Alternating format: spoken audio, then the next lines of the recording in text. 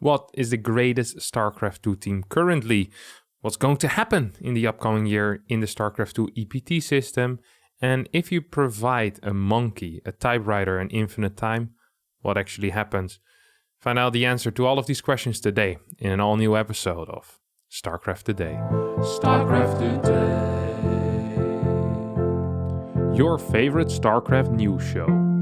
Past weekend we witnessed the conclusion of the World Team League Winter Edition, and it was a crazy good conclusion. Who really is the best team, or who has the best team in all of StarCraft 2? That was the question this weekend, and we got our answer. Starting with the rank 7 against the rank 6 of the regular season, it was Team Liquid versus the Freaks.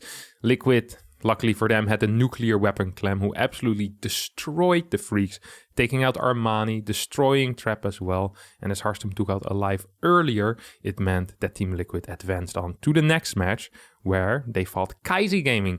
This time, the early matches were a little more closely matched. Solar 1-1 versus Clem, Uthermal 1-1 versus Spirit, and Harstem 1-1 versus Time as well. That meant both teams had to use their revive, and there once again Team Liquid's nuclear weapon, Mr. Clem himself, took out Solar 2-0, advancing once again onto the next round. This time fighting against Team Alpha X, which they managed to beat in the regular season off of a very good win by Harstem, 2-0 against Classic if I recall correctly.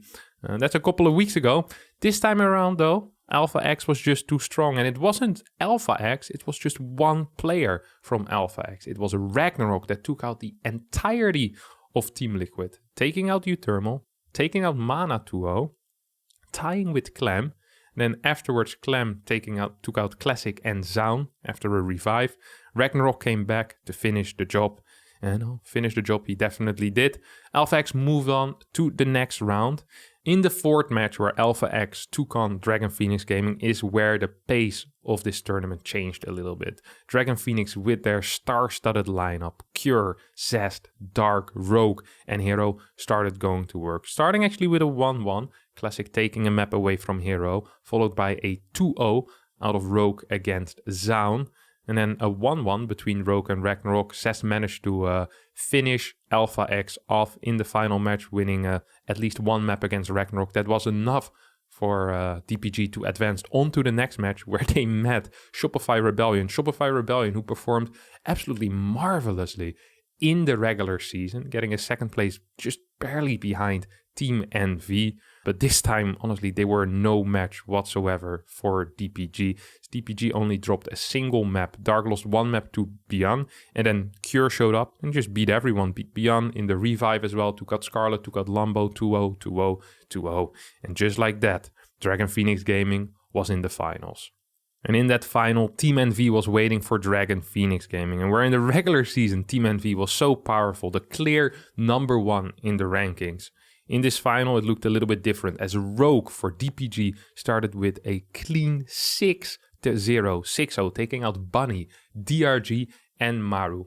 In the revive, Maru comes back, takes out Rogue 2-0, but at that point, DPG still has some fantastic players. They send out Dark, the map is Pride of Altares, and Dark just absolutely wipes Maru off the map, even going for a Manor hatchery, the hatchery on the other side of the map in Maru's natural. It didn't go down, but we saw the intention there. He built a Nidus network just for it, and DPG actually winning the entire season of the World Team League. So the best team of the world currently, Dragon Phoenix Gaming. Congratulations. A lot of games were played in the Super Tournament in the past week. Let's have a quick look at the most surprising results. In my opinion, the most surprising result was Maru versus Hero. Now, I kind of rate Hero as a top 5 brawler. He's all right, but he's not super brilliant. He took out Trap in the first round, which obviously was impressive, but then taking 2 maps off of Maru and almost taking him out in a round of 8 when Maru is in the shape of a lifetime, that was extremely impressive, and that makes me believe that I, and I think a lot of people with me, underrated Hero, and I probably still am underrating him a little bit, because to me it actually was a big shock. Seeing him play this well, such a diverse amount of openers, once again, that is standard Hero, but the way he executes them, his level right now seems absolutely fantastic. He's definitely a toss if you're a Protoss lover to keep an eye on. Of course, Maru does end up winning. It still was a very surprising result to me. Two other results, also two Protoss players, which also kind of shocked me, honestly. Creator taking out Solar 3-0. Now, I knew Creator had good PvZ, and I knew Solar's CVP wasn't that brilliant, but at 3-0, that was a huge shock for me, especially because Solar recently got top 4 in that last chance, and he looked really good in the last chance. So, seeing him just drop out in the first round against Creator, a player who we honestly don't expect big results from, that was a shock. Then the match below that was Cure versus Zaun. Cure with fantastic TVP getting absolutely blasted by Zaun. And it's not just, getting blasted is one thing, but the way that he got blasted, it was awful. Cure just looked weak. He just looked bad. The response to the 2-gate not repairing a depot against Zealots, this is something that people knew in 2013, 2012 already, that if you're getting Zealot rushed, you need to repair your depot. Very odd decisions out of Cure, and it was weird to see him go out 0-3 as well. So, yeah, really, really odd. We end up with a really cool semifinals, though. Zest versus Maru in the upper semifinals, Dark versus Sound in the lower bracket, and we have more Protoss representation in this top 4 than we've had in the past 8 tournaments. So it's nice to see some Protoss coming in once again, but the results have been kind of shocking, to say the least. Moving on to slightly less important news, that ESL has been sold to the Savvy Gaming Group, which is financially backed by the Saudi Arabian government public investment fund. What that means for StarCraft, no one knows, and we'll figure out in the future, I guess. What we do know, however, is that about 2 or 3 weeks ago, we got a little infographic and a press release stating what would happen in the next EPT season. And we haven't really dived into it yet, so I figured let's just have a quick look to see what the upcoming year of StarCraft 2 will look like. The biggest change in the 2022-2023 system is that Home Story Cup and the TSL will be integrated more closely into the EPT circuit. On top of that, a single season of the DreamHack Masters will get removed and the last chance gets taken away as well. So slightly less tournaments, at least from ESL themselves, but more third-party events that get closely integrated. There's still room for other third-party events as well, like we've seen Next, King of Battles in the past year, and Aces Rock is definitely a possibility to come back, but they won't be as closely integrated as Home Story Cup and the TSL series.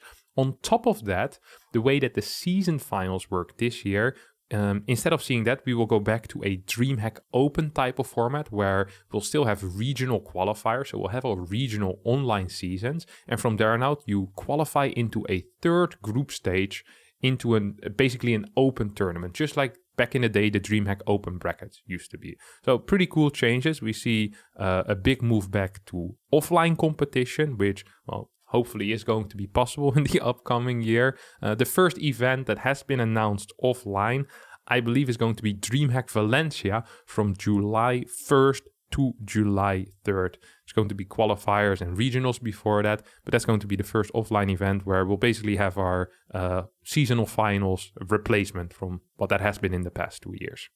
There was one more line in the article that I read that I thought was very interesting, and I already shared it last week, but we'll do it one more time because you guys might remember then. Asked about the likelihood of Blizzard continuing to sponsor the EPT circuit after the expiration of the current 3-year contract, Heyoka confirmed that talks with Blizzard were underway and that he was optimistic. Heyoka is the product manager of the EPT for StarCraft 2. Now, the fact that he's optimistic, that's a good thing. He's always kind of a happy fella, so I wouldn't read too much into it, but it's still good news is better than no news. That's what I always say. Moving forward, GSL also released their schedule, and we see 2 GSL Super Tournaments, one that is being played right now, and the second one that is going to be played in November. There's also going to be 3 regular GSL seasons. There is, however, a small change in the prize pool from GSL this year to last year. The overall prize pool of GSL last year was $430,800, and this year it's only going to be $430,000. So somehow, some way, they snooped off $800. If this trend continues within the next 10 years, we'll be down $8,000. And StarCraft truly is dying at this pace. Nah, I'm messing with you. I'm just glad to see that there's going to be competition for the Koreans, obviously.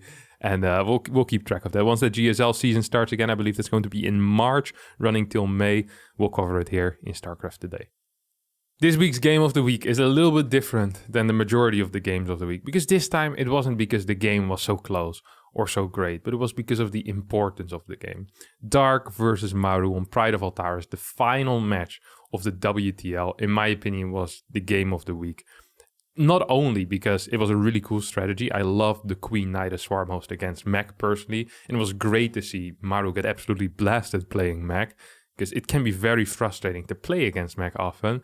But the fact that Dark wanted to actually proxy a hatchery on Maru's side of the map, he built a Nidus in his opponent's natural just for this, I think is great. And this is the type of stuff that I would hope would happen more in StarCraft 2. Manner hatches, using the in-game tools to truly bad manner your opponent. You don't need words. We have the tools for it. Manner mules, manner scans, you can dance your units. And it was great to see some usage out of that. So for that, this game gets to me the Game of the Week.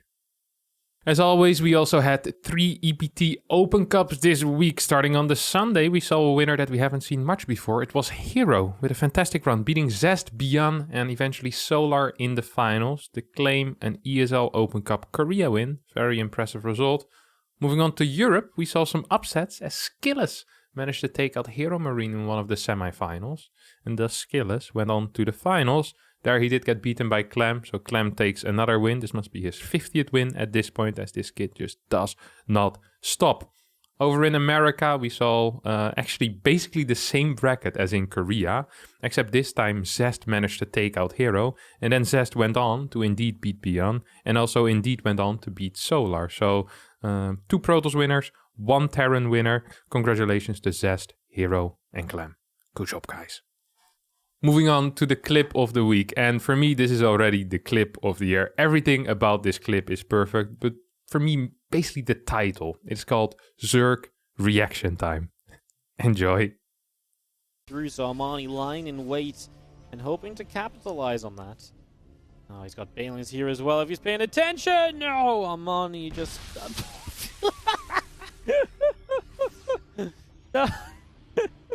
Did he hit anything there? I was like... We've all heard that if you give a monkey infinite time and a typewriter, he'll eventually produce the entire works of Shakespeare. Now, some universities from Plymouth University decided to put that to the test. They actually gave a monkey, I believe it was a keyboard. However, the monkey's literary output wasn't quite what they expected. As not only did the monkeys produce nothing but 5 total pages, largely consisting of the letter S, the lead male began striking the keyboard with a stone, and the other monkeys followed by soiling it. Mike Phillips, the director of the university's Institute of Digital Arts and Technology, said that the artist-funded project was primarily performance art and that they had learned, start quote, an awful lot, end quote, from it. He concludes that monkeys, start quote, are not random generators, they're more complex than that. They were quite interested in the screen and they saw that when they typed a letter, something happened. There was a level of intention there, end quote.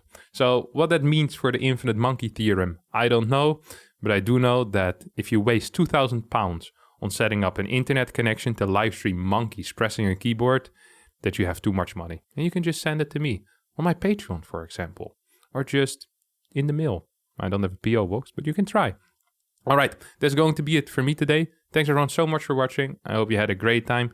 If you did, don't forget to hit the like button, subscribe to the channel, and hopefully we'll see you all next time for a new video. Bye bye.